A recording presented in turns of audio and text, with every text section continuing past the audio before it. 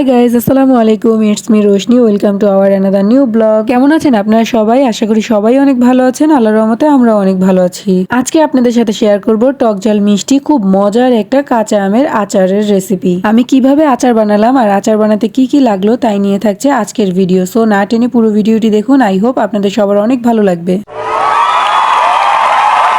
এখনই সময় কাঁচা আম দিয়ে আচার বানিয়ে রাখার, তা না হলে সারা বছর আফসোস করতে হবে। আমি ভাই আফসোস করতে পারবো না, তাই এখন যতটুকু পারতেছি ততটুকু আম দিয়ে আচার বানিয়ে রেখে দিচ্ছি। আমি যেহেতু আজকে কাঁচা আমের আচার বানাবো, তাই প্রথমেই যেটা লাগবে সেটা হচ্ছে কাঁচা আম। তাই আমি এখানে আমার প্রয়োজন অনুযায়ী কাঁচা আম নিয়ে নিলাম আর আমগুলোকে আমার পছন্দ মতো কেটে নিলাম। আমগুলো কেটে নেওয়া ডান। এখন আমগুলোকে আমি খুব ভালো করে ধুয়ে নিব যাতে কোনো রকমের ময়লা না থাকে। আমগুলো খুব সুন্দর করে ধুয়ে নেওয়া হয়ে গেছে। এখন আমি আমগুলোর মাঝখানে ছোট ছোট করে একটু কেটে নিব যাতে আমগুলোর ভেতরে খুব ভালো করে মশলাগুলো ঢুকতে পারে। এইখানে আমার সবগুলো আম কেটে নেওয়া হয়ে গেছে। এখন আপনাদেরকে দেখাবো আচার বানাতে কি কি লাগবে। আমি এখানে অল্প একটু ধনিয়ার গুঁড়া নিয়েছি, শুকনো মরিচের গুঁড়া নিয়েছি, আদা কুচি নিয়েছি, আর কতগুলো রসুনের কোয়া নিয়েছি, আর হচ্ছে পাঁচফোড়ন, আর তিনটা হচ্ছে শুকনো মরিচ। আমি আগে থেকেই কিছু শুকনো মরিচ হালকা ভেজে সেগুলোকে গুঁড়া করে নিয়েছি। এখন চলে যাই মেইন রান্নার কাজে। আমি যেহেতু আজকে অনেকগুলো আমের আচার বানাবো, তাই একটা বড় পাতিল নিয়ে নিলাম। আমি আজকে খাঁটি সরিষার তেল দিয়ে আচার বানাবো, কারণ সরিষার তেল দিয়ে আচার বানালে সেটা টেস্ট আরো বেশি হয় আর খুব সুন্দর একটা স্মেল আসে। আমি এখানে সরিষার তেল নিয়ে নিয়েছি। এর মধ্যে দিয়ে দিব অল্প একটু জিরা, আর হচ্ছে পাঁচফোড়ন, আর দুই তিনটা শুকনো মরিচ। এগুলোকে হালকা নেড়ে চেড়ে কিছুক্ষণ ভেজে নিব।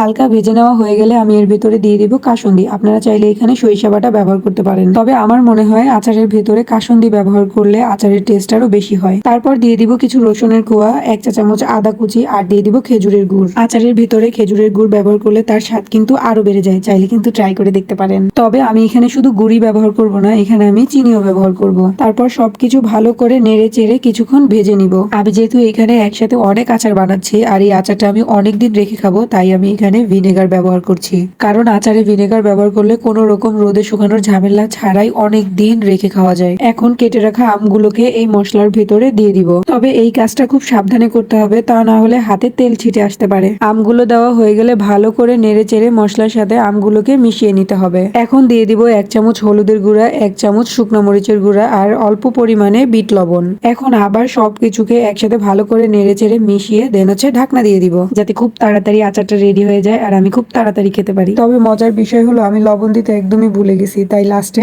আবার লবণ দিলাম। আর এই যে দেখতে দেখতে আমার আচার রেডি।